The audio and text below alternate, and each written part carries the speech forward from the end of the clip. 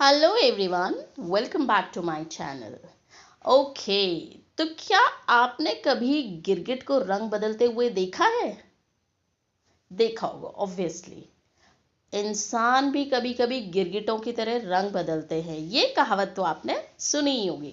चलिए, the verb be is just like that. English में एक बहुत ही most common and most important word है बी।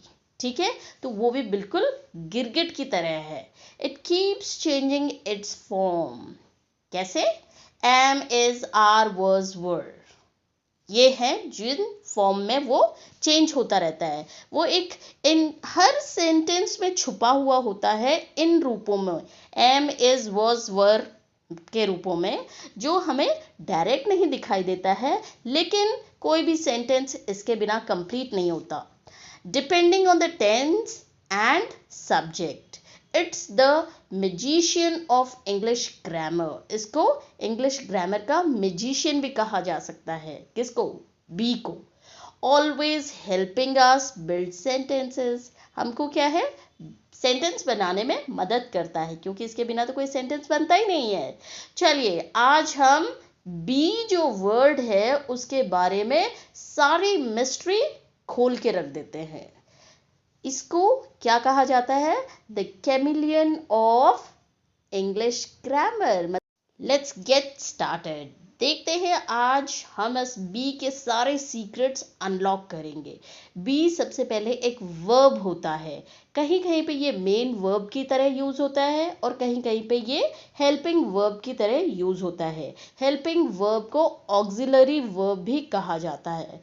अच्छा, it shows existence, identity, state और कंडीशन। मतलब बी क्या बताता है? ये एग्जिस्टेंस, किसी की आइडेंटिटी को, एग्जिस्टेंस को, स्टेट और कंडीशन को बताता है। फॉर एन एग्जाम्पल, मतलब जब बी मेन वर्ब में होता है तो सेंटेंस किस तरह से हमें दिखाई देता है?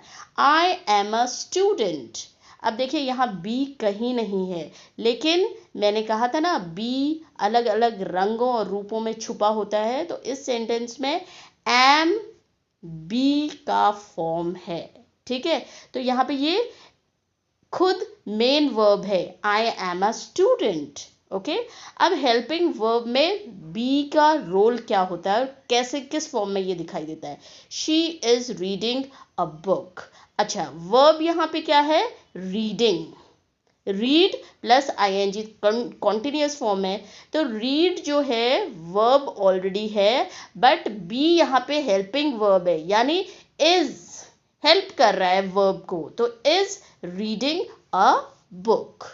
अच्छा, नेक्स्ट बात है कि बी की इम्पोर्टेंस क्या है, why it is so important. क्योंकि ये ऑलमोस्ट एवरी सेंटेंस में यूज होता है। It appears in almost every tense. ये प्रेजेंट टेंस में, पास्ट टेंस में एंड फ्यूचर टेंस में हर किसी में यूज होता है, लेकिन डिफरेंट डिफरेंट फॉर्म में according to the tense. Okay, it is needed for passive voice. जब हम एक्टिव वॉइस से पैसिव वॉइस वॉइस में चेंज करते हैं सेंटेंस को, तो बी वहाँ पे ज़रूर चाहिए होता है, या कॉन्टिन्यूस टेंस में जहाँ पे वो हेल्पिंग वर्ब की तरह यूज़ करता है, एंड रिपोर्टेड स्पीच में। ठीक है, जब हम किसी भी सेंटेंस को रिपोर्ट करते हैं, मतलब रिपोर्टेड फॉर्म में उसको चेंज करते हैं, तो वहाँ पे भी बी अपने डिफरेंट फॉर्म में यूज़ होता है।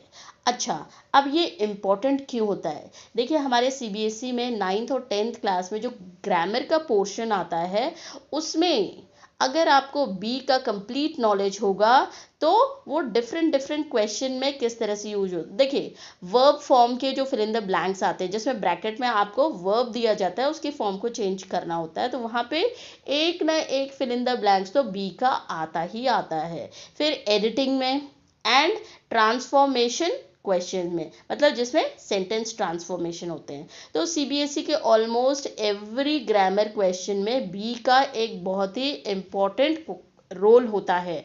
तो अगर आपको बी वर्ब की नॉलेज नहीं होगी, वर्ड की नॉलेज नहीं होगी या उसके फॉर्म का नॉलेज नहीं होगा तो आप उन क्वेश्चनों में अटकोगे, ये ज़रूर है। लेकिन आज का वीडियो देख लेते हो तो आपकी यहाँ सारी कन्फ्यूजन दूर हो जाएगी। अच्छा अच्छा, बी के कुछ ग्रामर रूल्स है जो हम यहाँ की पॉइंट है मतलब शॉर्ट में समझने की कोशिश करते हैं। बहुत सिंपल सी बात है, जब सब्जेक्ट सिंगुलर रहेगा तो वर्ब भी सिंगुलर रहेगा।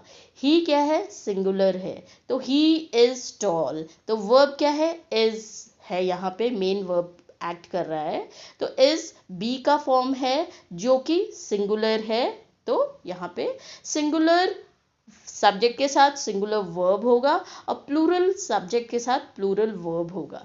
जैसे दे आर स्मार्ट, दे क्या है, प्लूरल है, मैनी के लिए यूज होता है, सो आर प्लूरल वर्ब हो गया। आई के साथ एम लगता है, I am fine, I was busy, क्योंकि आई क्या है, सिंगुलर है, तो इसके साथ एम या वॉज, एम प्रेजेंट में, वॉज पास्ट में।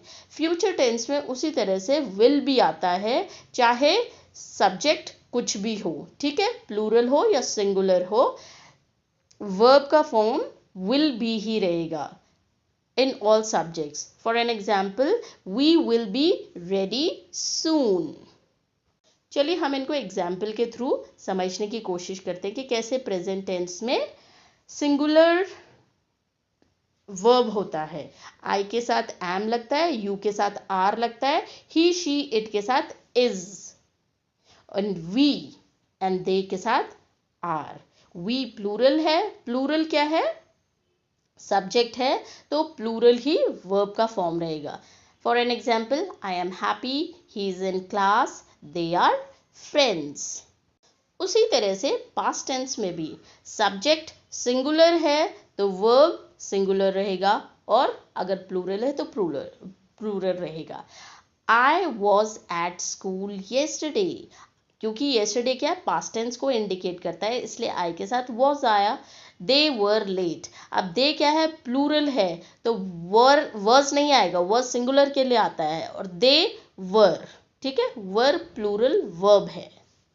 इन the same manner future tense में चाहे सब्जेक्ट सिंगुलर में हो या प्लूरल में हो, it does not matter at all, क्या होगा वहां पे, वर्ब विल बी। जैसे I will be a doctor one day, I क्या सिंगुलर, अगर डे के साथ लगेगा तो they will be going to market tomorrow, so plural के साथ भी। बट कंटिन्यूअस टेंस में जो वर्ब है बी, वो प्ले करता है हेल्पिंग का रोल, हेल्पिंग वर्ब का रोल करता है। जैसे am are is plus verb ing, क्योंकि कॉन्टिन्यूअस फॉर्म है तो इसलिए ing, तो आई के साथ एम लगेगा, दे प्लूरल के साथ आर लगेगा, एंड सिंगुलर के साथ इज लगेगा।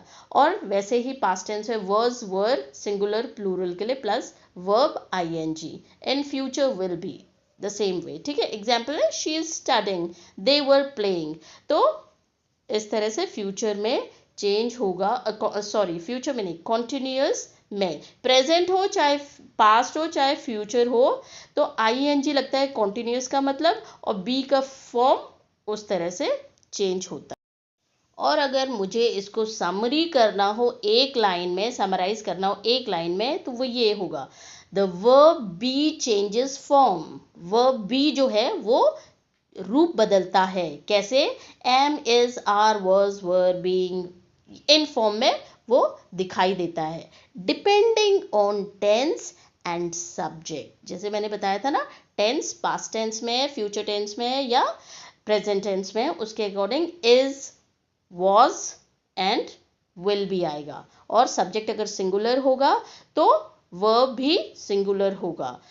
वर्ब अगर प्लूरल है, सॉरी सब्जेक्ट अगर प्लूरल है तो वर्ब भी प्लूरल होगा, like were. It can work as a main verb और एज अ हेल्पिंग वर्ब, मतलब दोनों तरह से काम करता है। कभी कभी बी मेन वर्ब होता है या इसके फॉर्म, जब कॉन्टिन्यूअस या चेंज ऑफ वॉइसेस होता है या रिपोर्टेड में आता है या कॉन्टिन्यूअस में होता है, तब ये हेल्पिंग वर्ब की तरह काम करता है। आई होप आज तो आपका बी का जो मिस्ट्री है वो सॉल्व हो गया होगा। ठीक है, सो अगली बार से ये जो वर्ड बी है इससे डरने की बिल्कुल ज़रूरत नहीं है।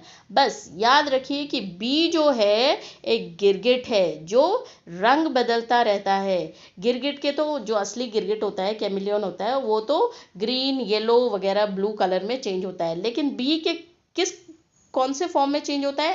Am, is, are, was, were, be, been, being. But it's always there to show what something is, was और will be। ठीक है, ये हमेशा किसी भी फॉर्म में प्रेजेंट रहता है और बताता है, था या होगा। ठीक है, master this verb and grammar becomes much easier for you. Thank you so much, hope you like it. Please share, like and subscribe my channel.